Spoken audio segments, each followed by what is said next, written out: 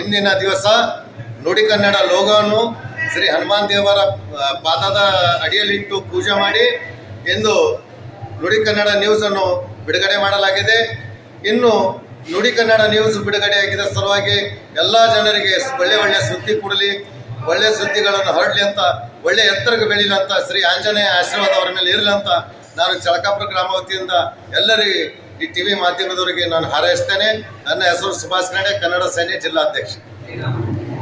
ಇವತ್ತಿನ ದಿವಸ ಆಷಾಢ ಏಕಾದಶಿ, ದೇವಶ್ರೇಣಿ ಏಕಾದಶಿ. ಇವತ್ತಿನಿಂದ ಈ ಶುಭಗಳಿಗೆಯಲ್ಲಿ